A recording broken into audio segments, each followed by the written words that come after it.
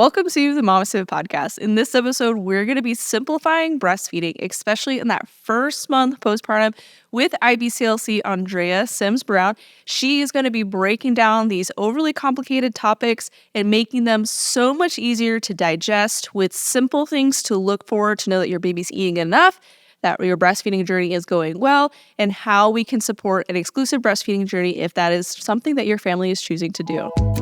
Welcome to the MamasteFit Podcast. This is Gina, perinatal fitness trainer and birth doula. And I'm Roxanne, labor and delivery nurse and student midwife.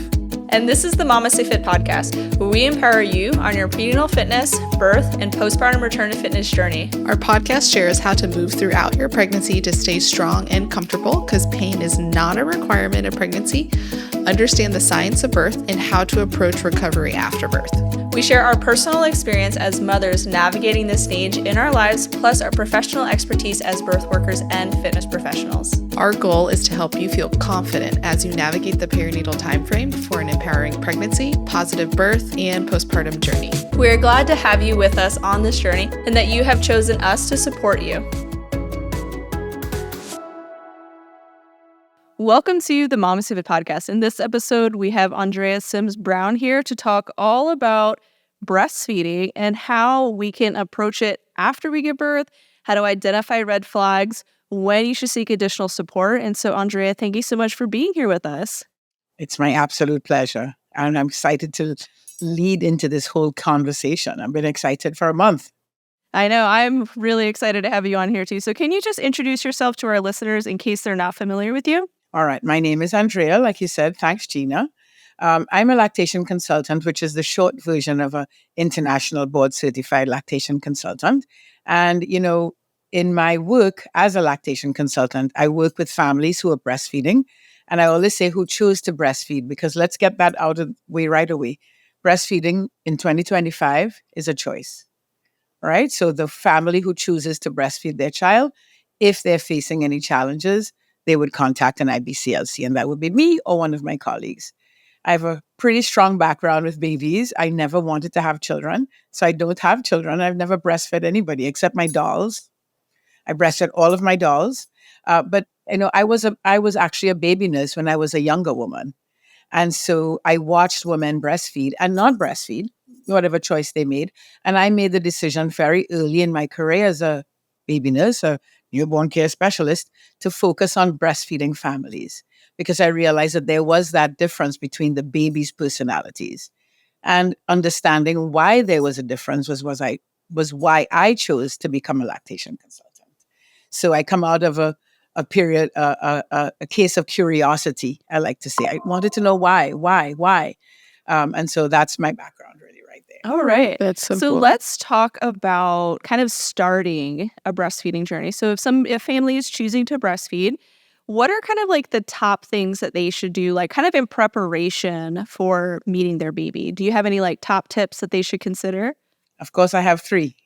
Perfect. Number one, take a breastfeeding class. Take every breastfeeding class your budget can afford, because we all have different perspectives. You know, you're reaching for your drink and you could have been standing up and walking around. So breastfeeding is basically drinking and learning from various people from different backgrounds, you know, from the hospital staff. There's going to be a class at your hospital. There's going to be a class at your yoga studio or Pilates studio.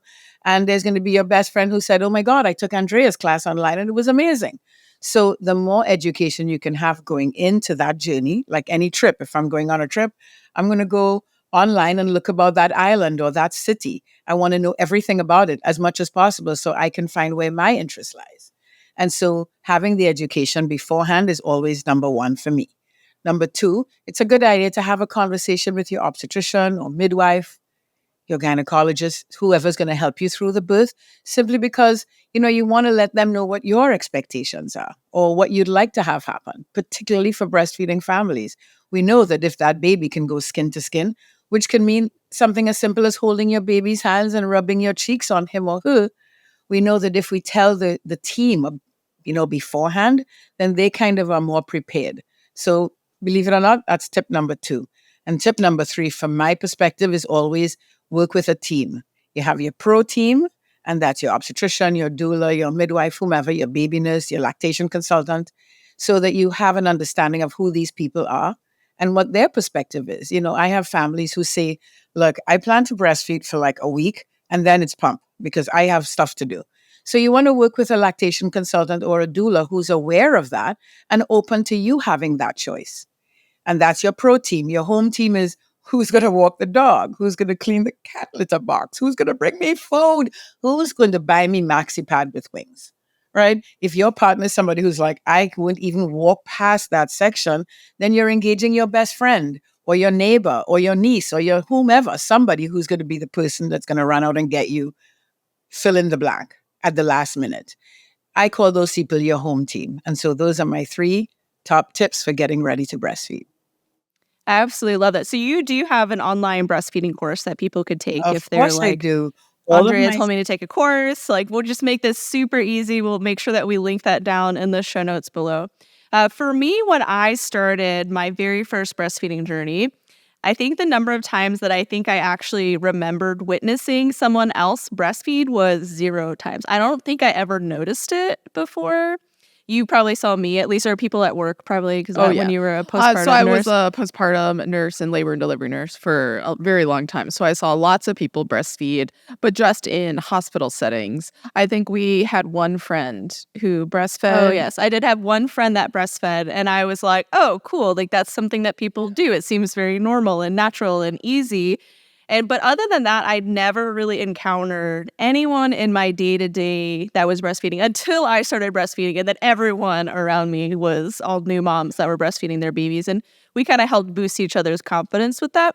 But anytime I had like an issue with breastfeeding, I didn't always know what to do. And so when I first started my breastfeeding journey with my first, again, no exposure really to people that are breastfeeding, I had some really bad nipple damage, and it was like excruciating to the point where I was like, am I going to be able to do this? Like, this is awful. Like, this is so painful. Like, my entire nipple was like a scab. I was like Googling, like, what can I do to help, like coconut oil? To note, Gina had a sister who was a labor and delivery nurse, postpartum nurse, and helped many people breastfeed and would have been able to tell her, hey, she did not help me, though. That's not normal. I didn't know. But she didn't ever tell me. I didn't know. There was issues. Oh, so these are siblings? We are siblings, yes. Yes, we are sisters. And Roxanne withheld a lot of information that would be really helpful for me. But she also didn't ask. I had really horrible nipple damage. It was incredibly painful, and I didn't know what to do. So what can someone do? So let's say you're talking to Gina in 2017, who's crying in her armchair, like nursing her baby with her nipple damage. What are some things that someone can do, like when they immediately meet their baby, to help support that initial breastfeeding journey? Because obviously I would like to not have nipple damage. That was much easier in my subsequent journeys. Not having that initial damage, it was so much smoother from there. But when I had all that nipple damage from an initial latch that was not great, caused all that damage, and then that led to more clogged ducts, and then that led to issues, and then it was an awful beginning to the journey. We ended up nursing for 2.5 years, so we did have a very long journey with breastfeeding, and all of my journeys after that were much smoother. But what could someone do, like in that first day, to help support that initial breastfeeding journey if they are choosing to breastfeed? And that's it right there. I'm going to start with, your sister could have helped you and you didn't reach out. Right now, that comes. Well, I didn't know. That's why it's important to have that home team, that pro team. If you'd had a conversation with her, with Roxanne, I mean, she might have been able to say to you, well, Gina, have you taken a class? Right. So being mindful as you go into this pregnancy adventure, you want to go into this breastfeeding journey, like any adventure, we're going to look up, right? So in that moment, there you are, didn't get the first point of, oh my God, I got to get some breastfeeding education. Now you have a baby. I know, I needed your 3 tips and 7 years ago. It's okay. We love you anyway. Your nipples sitting there at 3:00 in the morning, cursing the universe. Okay, what do you need to do? Well, you need to first of all understand why it's hurting. Right? So that may sound very high-minded, but really, is your baby latched onto your nipples? So look down, and while your baby's suckling, can you see areola? then probably baby's latched onto your nipple, which we don't want. We always want your nipple in your baby's soft palate. So if the nipples are damaged on day one, the latch, as you said, that initial latch is not working. Luckily, for most women, they're giving birth in a hospital or in a birthing center or even at home. And the birthing professional, aka Roxanne, or your midwife, yes, Roxanne, I got you, girl. Your midwife or whomever is going to say to you, do you need some help with that? And if nobody offers you, you start asking. Because most of these women have either had children or, like me, chosen not to, but they can teach. So right in that moment, if that initial latch isn't working, you start asking everybody, oh, the orderly comes in to like clean the room. Do you have kids? Have you ever breastfed? Can you give me some points? You would be amazed, Gina. The stuff that some of these people who come into your orbit just in that first 72 hours can actually impart, and some of them don't have credentials, right? Because breastfeeding is a very natural, basic activity.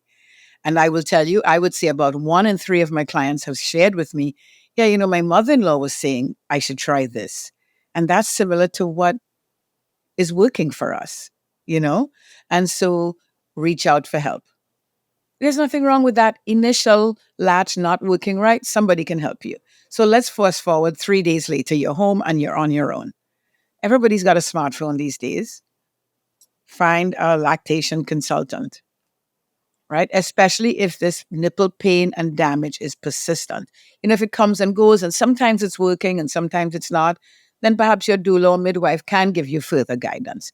But if you're a week in, 10 days in, even 5 days in, and people have come in to help you, various people, including perhaps your well-meaning mother-in-law, if it's not working, that's when you need what I call the big guns. The IBCLC, the gold standard of lactation consulting, is the IBCLC. So it's easy to figure out if things are working. 3 days later, if things are not working, time to call for help. Absolutely. I usually, whenever I'm supporting a birth and my client has just given birth and they said, hey, I want to breastfeed, or this was a conversation we had ahead of time, I give them some things to look for to make sure baby is latched well. And if they're not, then we need to unlatch them and try again. And then I help them understand what resources are available for them in their hospital or in their birth center, if they're giving birth at home with their midwife and the birth assistant. These are people we can ask for additional help. But I say the sensation that you're feeling should be like a tugging sensation. It shouldn't be chompy or pinchy. If it's pinchy, you feel like it's all at the nipple, they're latched, they don't have a deep enough latch. We need to unlatch and try again. We're looking for kind of a tugging sensation. I tell them to look at baby's cheeks, see if are their cheeks really sunken in, or are they more full?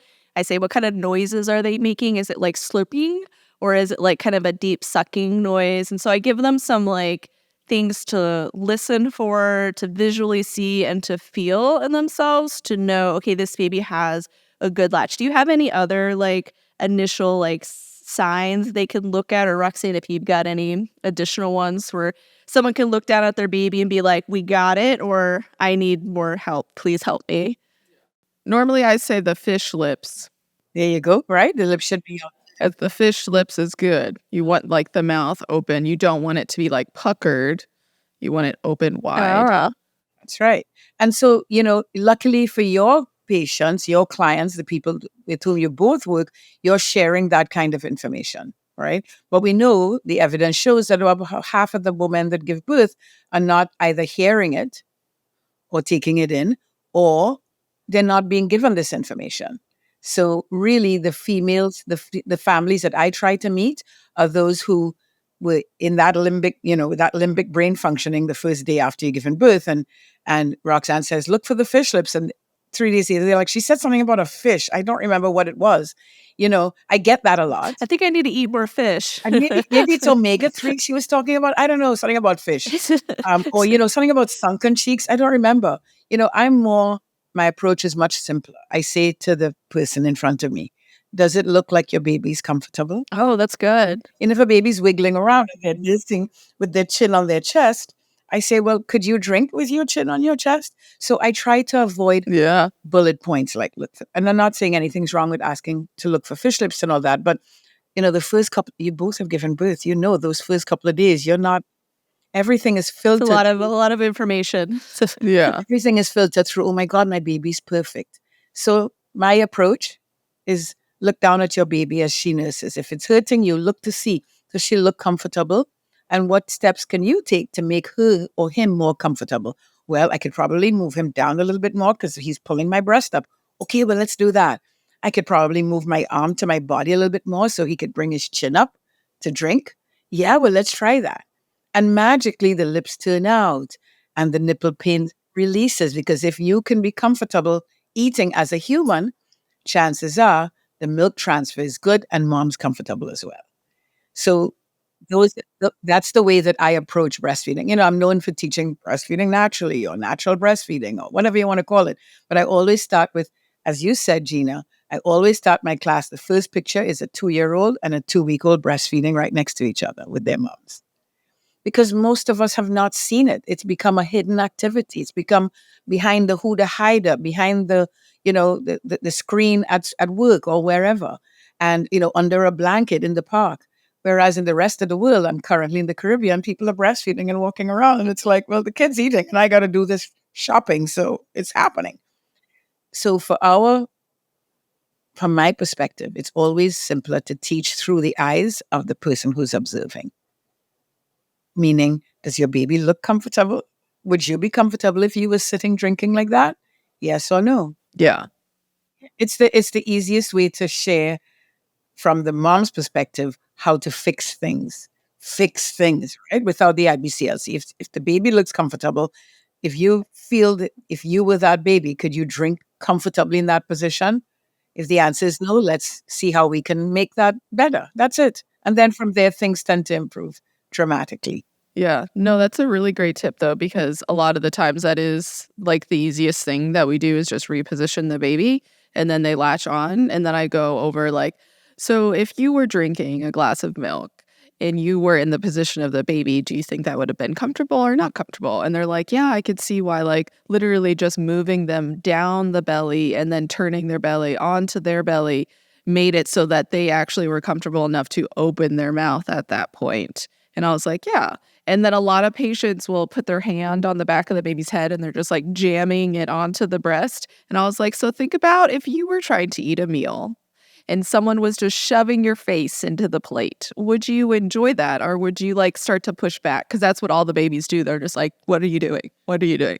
And I was like, so that's why we want to support their head, but maybe grabbing onto their neck rather than the back of their head. And then they do that and the baby just latches on. I was like, see? But I like how yours is like, look at your baby. Do they look comfortable? That's easier than me being like, hey, let's just reposition your baby. You're right, but you made the food reference, and that's what it's about. The food reference, you did it. That's it right there. And I use tequila as a reference because of course, tequila is much more fun than a glass of milk. Same. I like you more. And so when people drink tequila, where does your chin go, and why? Well, my chin goes up. Why? Because I want to get that tequila down really quickly. Well, if you were 3 hours old, you'd want to get that colostrum down really quickly because you just learned to breathe.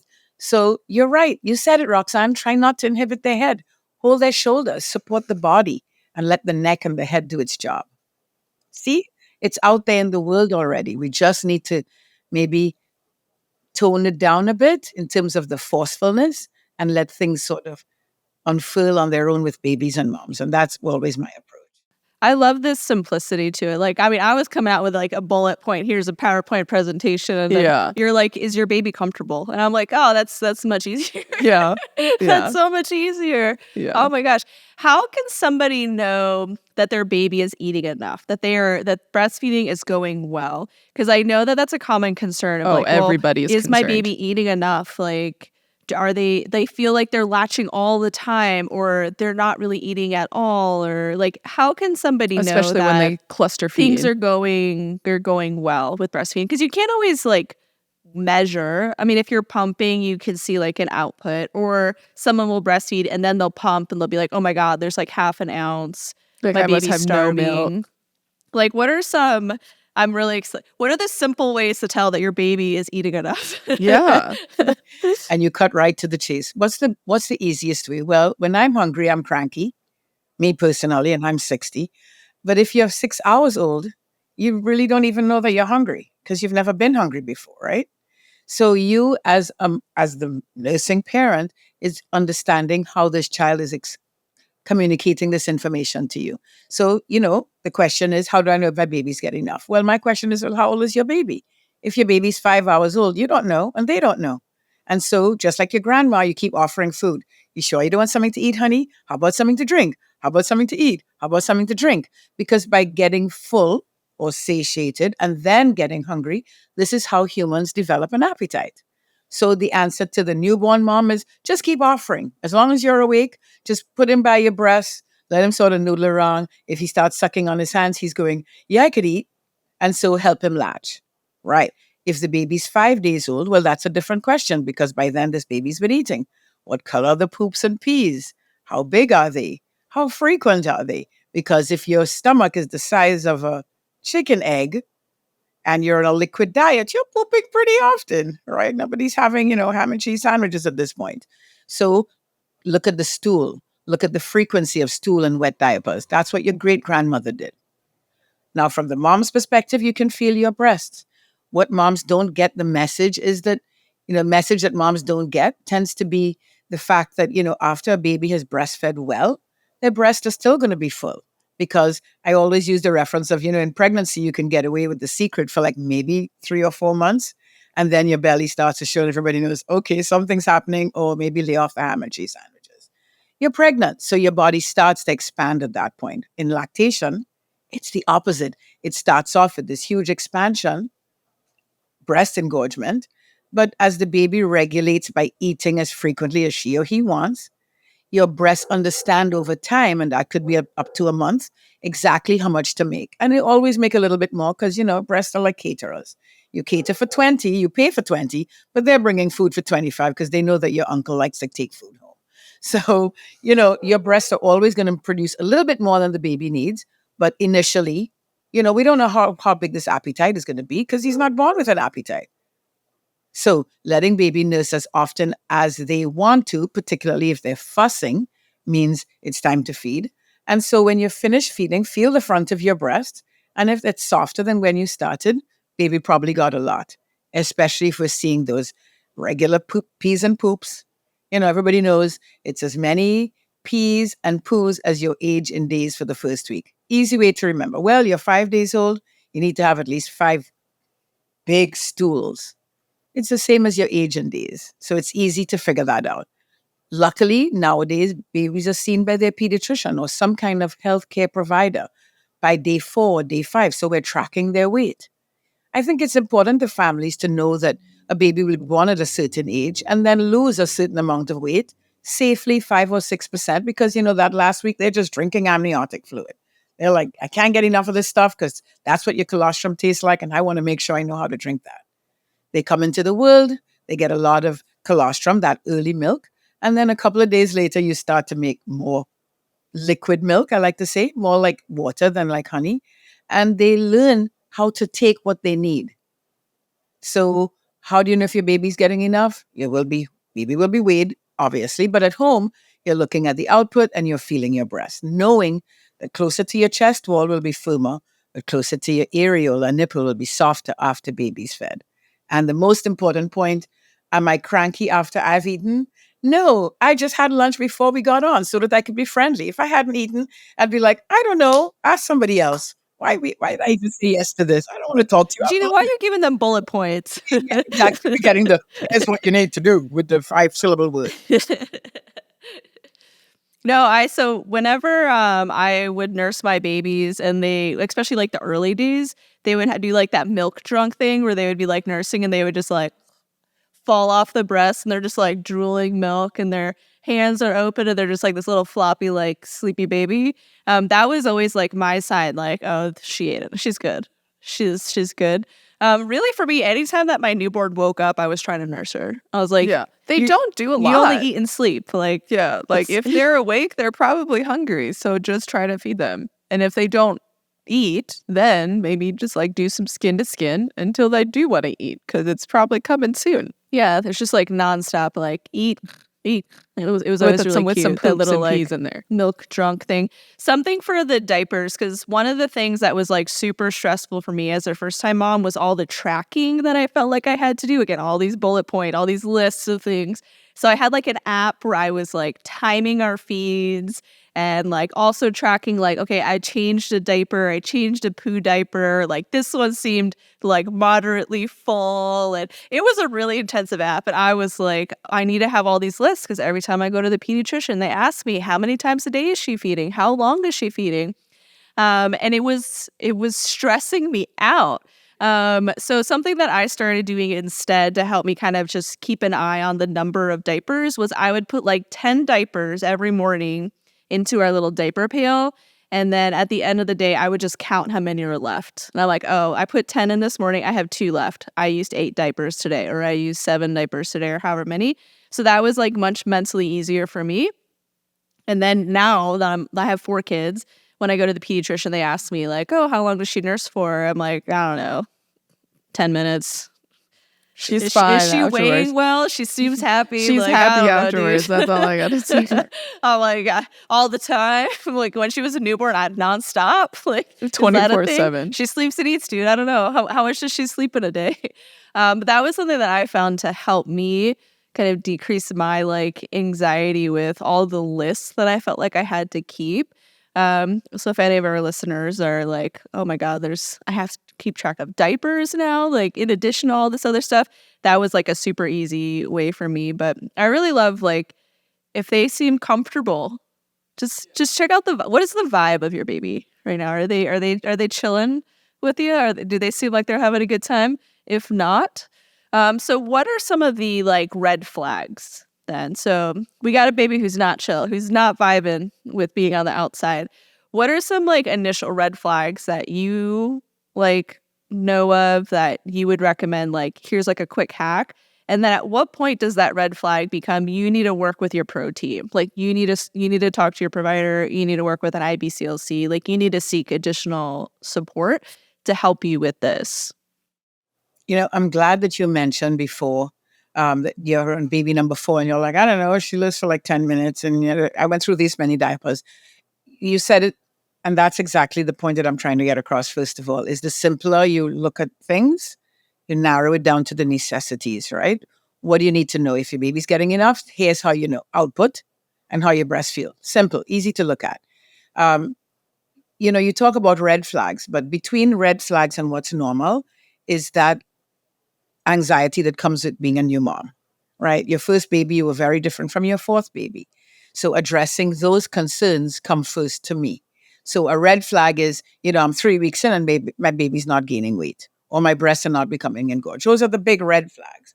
Usually by then, your pediatrician or your midwife has mentioned, you know, something's not right here. We need to have an IBCLC see you because you would have been seen by these professionals. So it's the moments when you're sitting at home at 3:00 in the morning with a screaming baby going, why won't you feed?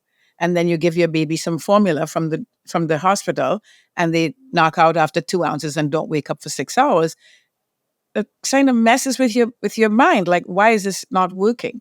So understanding the routine that babies need to go through to be satiated, I think that's a simpler way to look at things. So let's say you're in day 5 and you're home and everything was going well and all of a sudden your baby seems to want to nurse constantly.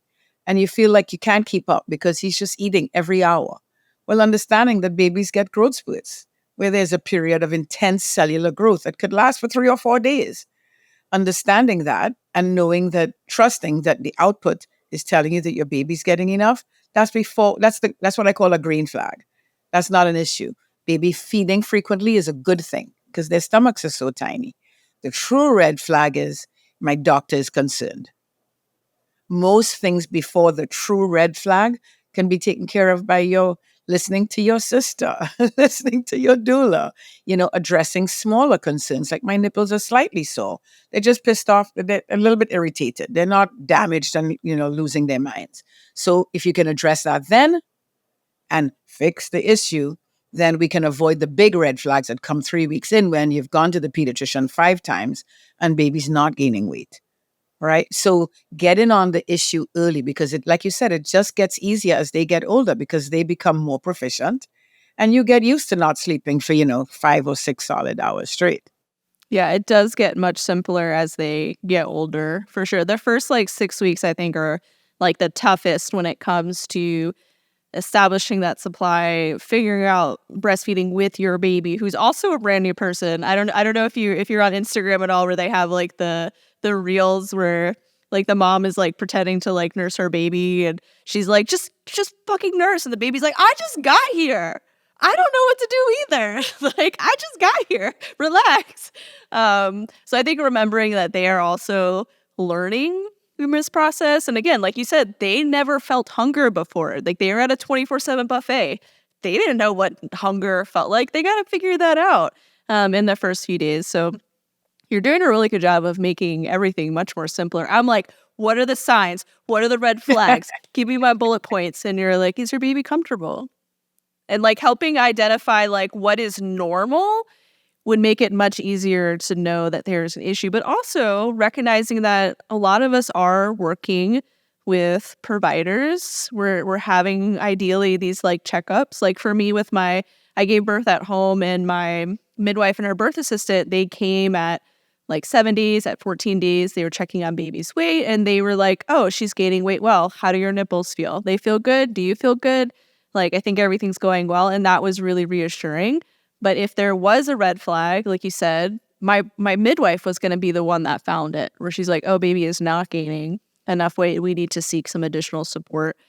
So I think that takes a lot of pressure off of the person that is breastfeeding to not feel like they have to know all of the signs to look out for, to fix, to prepare for. Is your baby comfortable? Do your breasts feel softer after you eat? That's so much more simple. I was like, I need an in-depth course right now. And Gina, keep in mind, and you said it's a very compact period. It's that first 4 to 6 weeks.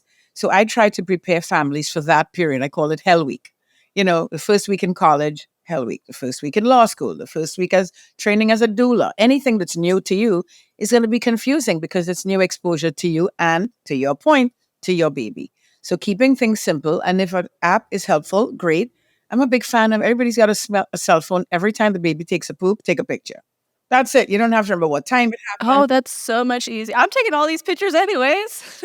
No, that's so smart. That's my new thing that I tell people, because we tell people to during pregnancy, we need to have you track your blood pressures at home, or track your blood sugars at home. And they're like, I have to remember to write it down. Take a and one picture. girl was like, I just take a picture and I put it in an album. And I was like, there you go. You are a genius. And now I literally tell everyone, I was like, if you don't want to remember to write it down, just take a picture. Everyone has, it's all digital. So it's it tells you your blood pressure. It tells you what the blood sugar was. Just take a picture. If you don't remember what you ate, so if you need a food log, just take a picture of your food. Just take oh my a God, picture. This is the most enlightening episode ever. Yeah. Right. And Roxanne is right. We get a timestamp. We get all the details we need in that picture. If it's a nipple, well, what did it look like before baby fed? What did it look like after baby fed? And it's totally objective because the camera is just going to tell you what's there. Yeah, it's not gonna. You can't edit the photo. I mean, I guess you could, but put a filter on my nipple, my eyelashes. Yeah. No. Kitty filter. Yeah. Oh man, I have all these not related. I have all these filters of my baby, my first baby, so 2017, where it's the kitty cat, the rainbow, Snapchat filters, the Snapchat filters, the crying rainbow. Oh yeah, oh they're man, so great. It's show me my baby pictures, mom, from when I was a baby, and it's all these kitty cat filters. Yeah, or the dog with they'd open their mouth and the tongue would come out. That one was my favorite. That one was my favorite. Yeah. Yeah. Oh my gosh. But no, just take a picture. One of the things I've always read is the breastfeeding time frame. So people that want to exclusively breastfeed usually stop at the 6-week mark, or a lot of people kind of fall off at a certain point. Where do you think it's because we have Hell Week, essentially the first month, where we're trying to figure it all out, where it's just really challenging? But if you made it to 6 weeks, it would be easier? Because I think that's what it was for me with my first. Once I kind of made it over that hill of the first month, it was smooth sailing from there. We didn't really have any issues after that. Does that perspective make sense to you, or is there something more that you think folks could implement to help support them to have an exclusive breastfeeding journey if they're wanting to have it for the 6 months, for the year, if they've kind of set like a goal for themselves of how long they want to breastfeed? Right. Well, you said it best, and Roxanne was nodding emphatically. Those first 6 weeks are challenging because it's a big change to everybody's routine. Baby comes into the world, and that's your first red flag. You're 6 weeks in, and it's still not going well. That's a late red flag, by the way, right? So anybody who chooses to breastfeed, most people say to me, I want to go for it as long as I want, as long as I can. Well, as long as you can will vary for somebody who has a full-time job at McDonald's. It'll be different for the person who is the CEO of a huge corporation. It'll be different for somebody who's a professional dancer or an actress or a singer, an opera singer, right? Or a flight attendant or a military person. How long can you go? It depends on what you're doing. Now, having said that, as you said, once we get through those first 4 to 6 weeks, the baby becomes so proficient that it's easy for mom, right? And the support comes from the perspective of, well, now you're going back to that job or not going to work and still want to be able to pump and bottle feed your child your milk. So again, we come back to keeping it simple. What would you like? Well, I would like to breastfeed for at least 3 months because at 3 months, I need to go off and do this to earn a living. And why are you then willing to pump to have milk for your baby, or do you want to wean to formula? Most families say, well, is there a way for me to do both? Let's give it a shot. We'll see, right? We can never predict. So for the family who knows, the woman who knows, okay, I have this high power job, but I still want to give my baby milk, that's where an IBCLC can also be really helpful in terms of providing the best evidence-based information, keeping it simple so that she can achieve her own goal and perhaps even surpass that goal. And having the best products. And I was about to say to you, I'm a bodily advisor on the bras and the latte and all of that. We want to be able to support moms in their journey of breastfeeding, particularly if they want to go as you did for, 2 years, 3 years, that kind of thing. You need to have the right garments that give you the kind of support that you need. And you might need a little help with boosting your supply. These products come in handy. But understanding how they're applied, that's where the IBCLC can be really helpful. The support is here.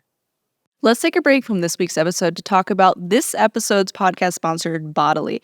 Now, Bodily has tons of breastfeeding support bras. They have a lactation latte.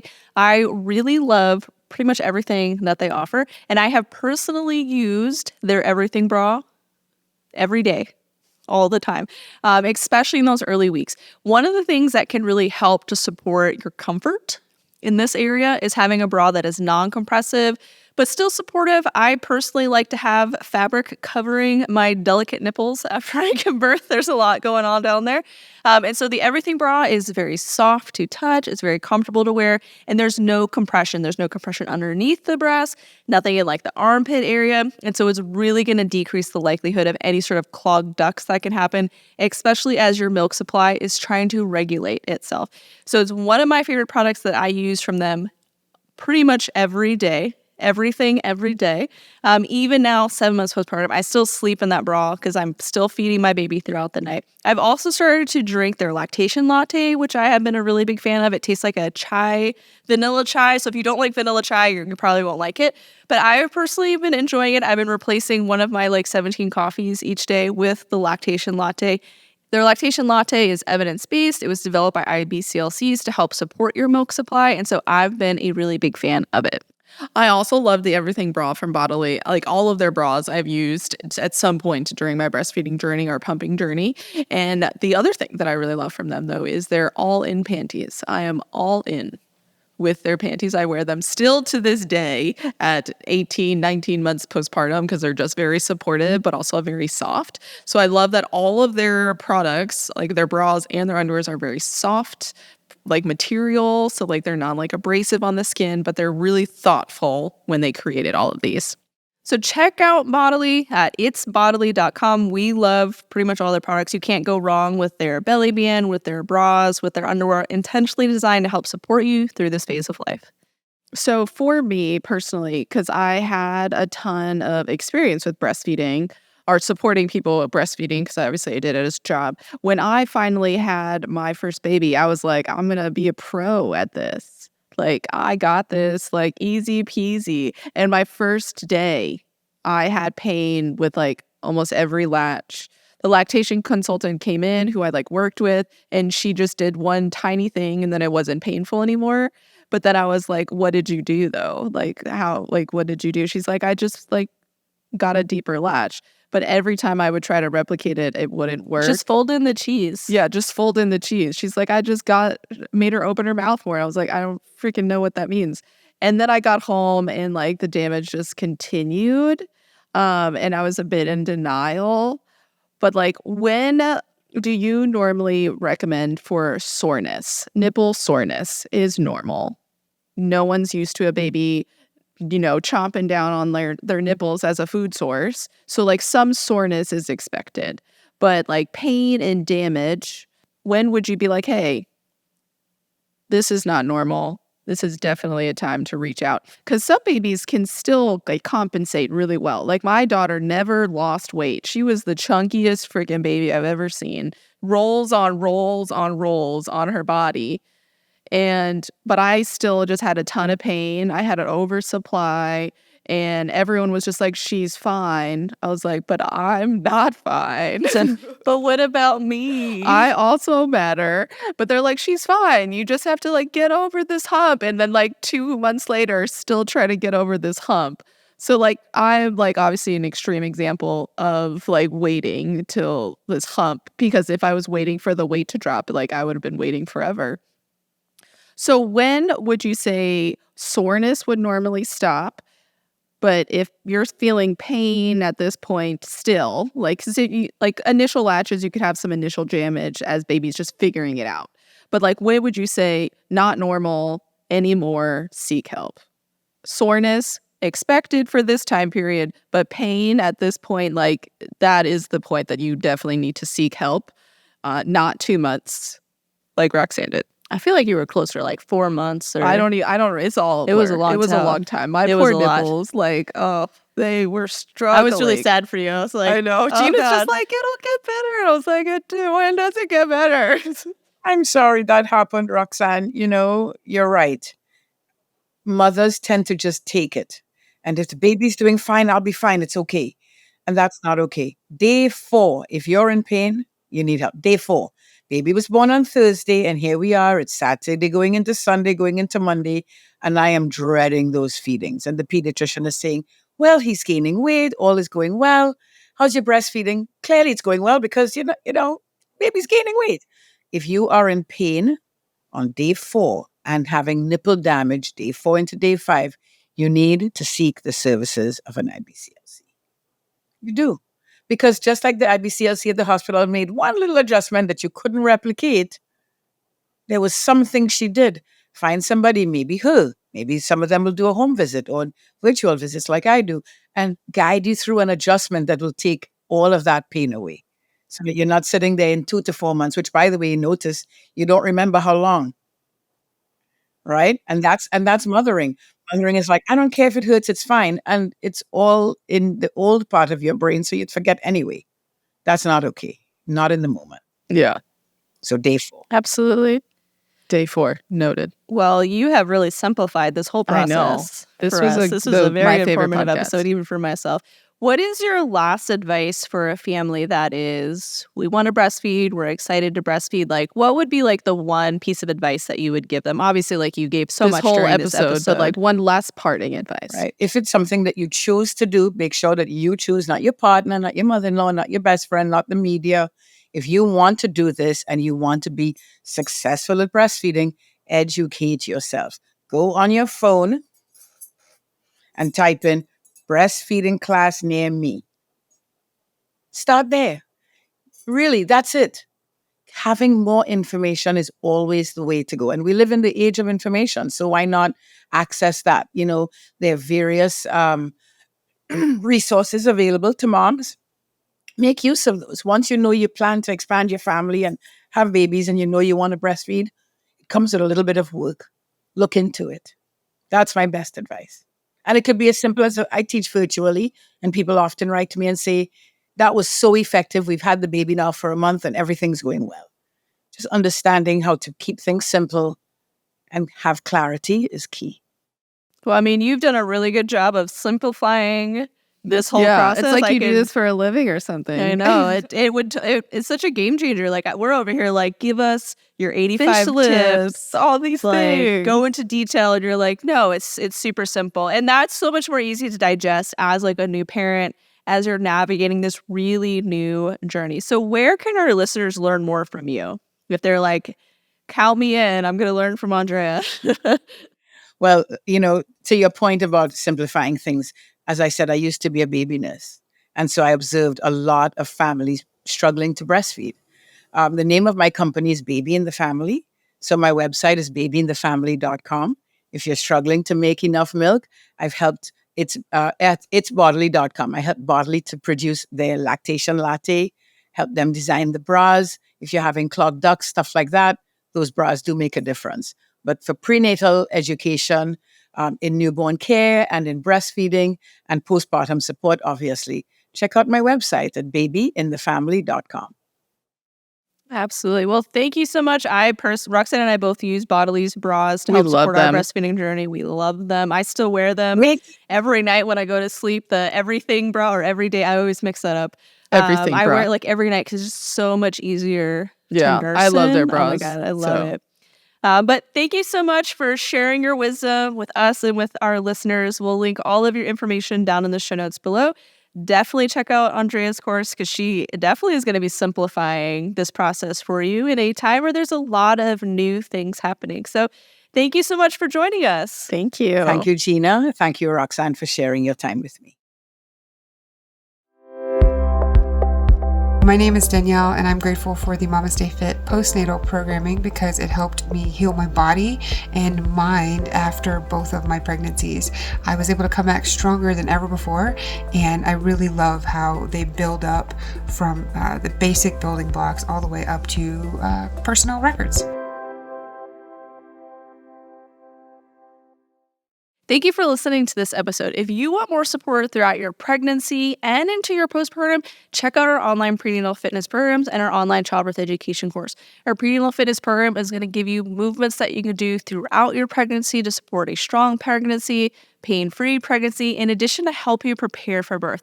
And the good news is the efforts that you put into your pregnancy to help support movement and birth preparation also help to support you in the postpartum and aid in your recovery. If you want more support on what to do actually during labor, you can check out our childbirth education course because, again, a lot of the stuff that we're navigating through this phase of life is about the preparation and the education that we do so that we can navigate each of these phases with a little bit more confidence. And then you can also check out our postpartum preparation course where we discuss what to expect in that first month postpartum, which, again, hardest part, I think, in my opinion. I would rather do labor than the first month postpartum because there's a lot. There's a lot of stuff going on during that time frame. But check out all of our online courses to help support you during this phase of life. And you can use code STORY10 to get 10% off any of our online offerings. And a lot of them are bundled together where you can save an additional 15% off. This episode is sponsored by Bodily. Bodily provides products to help support you during your birth, your postpartum recovery, and your breastfeeding journey with thoughtfully designed products based on evidence and using experts to help design these products to support you during this phase of life. You can check them out at thisisbodily.com.